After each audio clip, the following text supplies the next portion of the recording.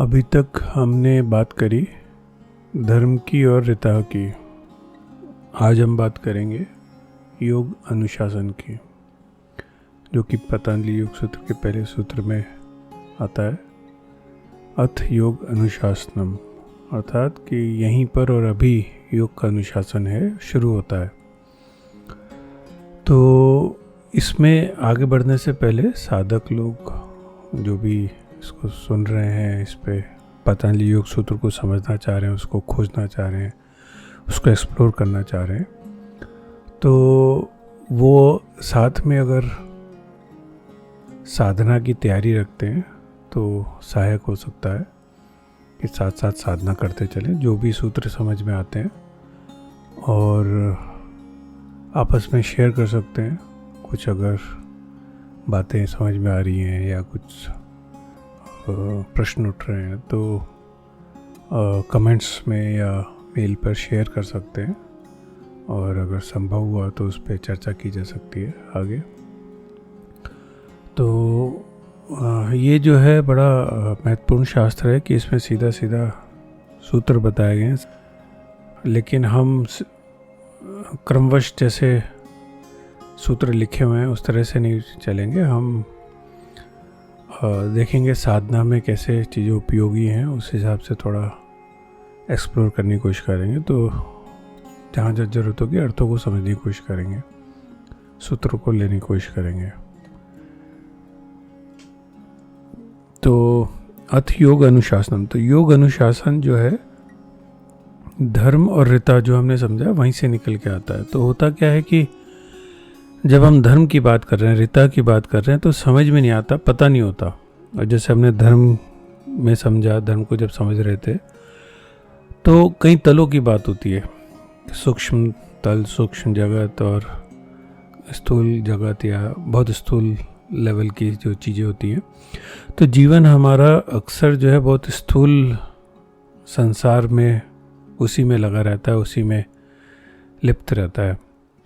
और जब धर्म की बात होती है तो गहरे में धर्म उस दिशा में बढ़ना है जहाँ पे कि आप सूक्ष्म तलों से भी जुड़ाव कर सको, योग कर सको। तो जब सूक्ष्म तलों से योग होता है तो बातें एक अलग तरीके से समझ में आती हैं, और अलग तरीके से समझ में आती हैं तो फिर कर्म अलग तरीके से आते हैं। वो हम कह सकते हैं कुछ हद तक जैसे कि धार्मिक हो गए। क्यों?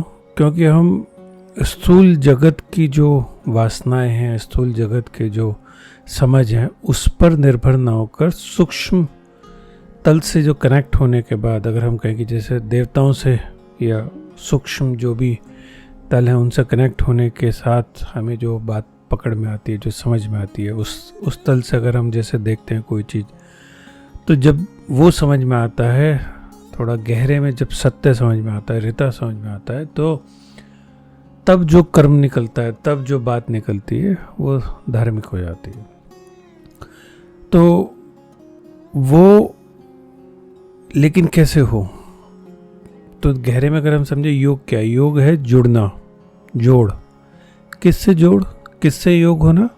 सूक्ष्म तलों से, परमात्मा से। अगर गहरे से गहरे तलों पे जाओ तो परमात्मा से, आत्मा से जब जुड़ाव हो जाता है, योग हो जाता है, तो उसे हम कहते हैं योग। लेकिन अगर सीधा सीधा आत्मा परमात्मा ना सही, तो कम से कम जिस तल पर, स्थूल तल पर अगर हम जी रहे हैं, सांसारिक तल पर अगर हम जी रहे हैं, तो उससे एक तल ऊपर, एक तल और गहरे सूक्ष्म तल पर अगर हमारा कनेक्शन होता है, बात पकड़ में आती है, तो वो भी योग की दिशा है। और गहरे में आध्यात्मिक साधना इसी दिशा में होती है कि हम एक तल ऊपर और सूक्ष्म तल से कनेक्ट हो सके, योग हो सके, जुड़ सके। तो लेकिन ये हो कैसे? तो यहीं पे वो बात आती है कि अनुशासन, कि सामान्यतः जैसे हम जीते हैं, हम वासनाओं के में फंस कर उसके अधीन होकर जीते हैं, आसक्तियों में अधीन होते हैं, हमारा आइडेंटिफिकेशन होता है, बहुत सारी चीज़ों से हम आइडेंटिफाई करते हैं, जुड़े रहते हैं। और तो मन जो है, ऊर्जा जो है, चेतना जो है बंधी हुई रहती है। तो उससे फ्रीडम कैसे हो? क्योंकि जो बंधा हुआ है वो अपने आप कैसे मुक्त हो सकता है?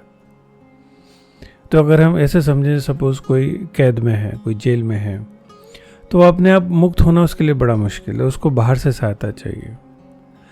तो वो जो बाहर से सहायता है वो अनुशासन है। तो बाहर से जो एक, जिसे हम कह सकते हैं टीचिंग है, जो भी शिक्षा है, दर्शन है, या जो गुरु हैं जो कुछ बताते हैं, तो वो कहीं ना कहीं एक जो साधना का तरीका बता रहे हैं, तो वो एक अनुशासन बता रहे हैं कि अभी जैसे जीवन का तरीका है वो इतना बंधा हुआ है और इतना उसमें फंसे हुए हैं, उसके हम इतने गुलाम हैं, अधीन हैं कि अपनी आदतों के, हैबिट्स के, और सब संसार में जो कुछ भी घट रहा है उस सब के इतने अधीन है कि कोई कुछ भी कहता है, कहीं कुछ भी होता है तो उससे हम अफेक्ट हो जाते हैं, हम उस पर रिएक्ट करने लगते हैं। कि उससे फ्री होने के लिए हमें पहले किसी और अनुशासन को मानना शुरू करना पड़ेगा, किसी और साधना को पकड़ना शुरू करना पड़ेगा। क्योंकि जब हम उस अनुशासन को फॉलो करते हैं तो हम इस जो बंधन है इससे मुक्त होने की दिशा में बढ़ते हैं। जैसे इसके खिलाफ, इस अंधकार में जीवन, इस हैबिचुअल जीवन या जो आदतों के खिलाफ हम जो हैं अलग तरह से जीने की कोशिश करते हैं। तो वो अनुशासन इसलिए ज़रूरी हो जाता है जो इससे मुक्त करे, पहले तो जो हमारा बंधन है, जो सांसारिक आदतें हैं, और दूसरा क्या होता है कि वो अनुशासन, जब हम सूक्ष्म तलों की बात कर रहे हैं, तो सूक्ष्म तलों पर जाने के लिए, उसमें स्थित होने के लिए, उसमें ठहरने के लिए, उसको पकड़ने के लिए, उससे योग के लिए अलग रिक्वायरमेंट होती है, अलग ज़रूरत होती है। कुछ अपने अंदर एक अलग तत्व, जिसे हम कह सकते हैं कुछ हद तक, वो चाहिए होता है, जो कि सामान्यतः हमारे अंदर नहीं होता है। जिसे पहले भी हमने समझा था, ऊर्जा का परिवर्तन, सूक्ष्म ऊर्जा वो चाहिए होती है, या गहरे में धारणाएं बदलनी होती हैं। जो हमारी अभी हमारी धारणाएं जो है संसार से लिप्त हैं, संसार से जुड़ी हुई हैं, तो फिर आपको सूक्ष्म तल की धारणाओं में जाना होता है। तो जब वो अलग तरह की ऊर्जा चाहिए होती है, अलग तरह की धारणाएं चाहिए होती हैं, अलग तरह की शिक्षा चाहिए होती है, तो वो जो पूरा आयोजन है वो अनुशासन है। तो योग का अनुशासन, जब जुड़ाव की बात होती है, वो अभी उपलब्ध है, अभी अवेलेबल है। अगर कोई उस अनुशासन में हो सके तो अभी योग हो सकता है। क्यों? क्योंकि गहरे में वो अवेलेबल है ही, वो है ही, लेकिन हम खोए रहते हैं, हम जैसे सोए रहते हैं, हम बेहोश हैं। तो अगर हम जग सकें, अगर हम अपने को, जैसे एक किसी को शराब पीने की आदत है, तो वो आदत है शराब पीने की, अब उसमें बेहोश है, तो क्या करना है? एक अनुशासन ये लेना है कि शराब छूट सके। तो शराब छूट गई तो होश में आ जाएगा, बेहोशी कम हो जाएगी, ख़त्म हो जाएगी। तो इसी प्रकार से जब हम योग अनुशासन की बात करते हैं तो वो अनुशासन लेने की बात होती है जिससे कि हम अपनी जो आदतें हैं, जो अंधकार में जीवन है, जो हमारा होश खोया हुआ है, चैतन्य बंधा हुआ है, ऊर्जा बंधी हुई है, बहुत स्थूल ऊर्जा है, सिर्फ सामान्य जीवन को जीने के लिए ही प्राण ऊर्जा व्यय हो रही है, खर्च हो रही है, ख़त्म हो रही है, तो उससे विपरीत दिशा में एक अनुशासन लेने की ज़रूरत होती है। एक और दूसरे तरह के जीवन का अनुशासन हमें अडॉप्ट करना पड़ता है, उसको स्वीकार करना होता है, जिससे कि हम यहाँ से थोड़ा सा फ्री होके सूक्ष्म तल के अनुशासन को, या जिसे हम कहते हैं सूक्ष्म तल के नियमों को अडॉप्ट कर सकें, उनको अपने जीवन में उतार सकें। तो दोनों चीज़ें साथ साथ होती हैं, सूक्ष्म तल के नियम लागू होने लगे और स्थूल जगत के नियमों से फ्रीडम हो सके। वो योग की दिशा है। स्थूल जगत के नियम सबसे पहले तो ये आदतें ही हैं, हमारी जो मन के वासनाएं हैं, इच्छाएं हैं, आदतें हैं, जो कई सालों से, बचपन से या जन्मों से हमने जो आदतें पाल रखी हैं, जो अपने अंदर बहुत गहरे में जो भी इम्प्रेशंस हैं, जो छाप हमारे बहुत चित्त में गहरे में पड़ी हुई हैं, जो वृत्तियां हैं, तो उनसे मुक्ति की दिशा, उनसे फ्रीडम, जिससे कि हमारे बहुत गहरे तलों पे हम अपने को जान सके, उसमें ठहर सके। तो वो जो अनुशासन है, वो जो दिशा है, वो योग अनुशासन की, कि हम सूक्ष्म तल की ऊर्जा से जुड़ सकें, सूक्ष्म तल के चैतन्य से जुड़ सकें। अब हम स्थूल जगत की ही बात ना करें, स्थूल रूप से जो बहुत ग्रॉस लेवल पे जो चीज़ें समझ में आती हैं उसी की बात ना होकर अब धीरे धीरे सूक्ष्म तल की बातें भी थोड़ी पकड़ में आने लगें, उस दिशा में हम बढ़ना शुरू करें। तो वो योग अनुशासन है। तो ये बात कही जा रही है कि अभी और यहीं पर योग अनुशासन है, अगर कोई चाहे तो उसमें उतर सकता है, वो अवेलेबल है। बस उसमें उस अनुशासन को अडॉप्ट करने की बात है, उसको स्वीकार करने की बात है, उसको उतारने की बात है अपने जीवन में।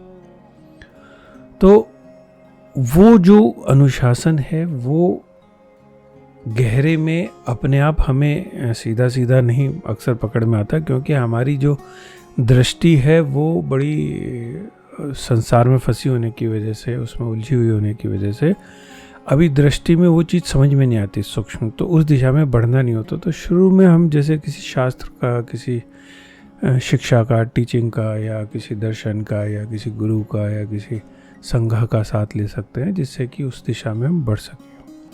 फिर धीरे धीरे जैसे जैसे समझ आनी शुरू होती है, विवेक बढ़ना शुरू होता है, तो खुद ब खुद फिर दिशा भी समझ में आने लगती है, उसमें जो साधना सूत्र हैं वो भी समझ में आने लगते हैं।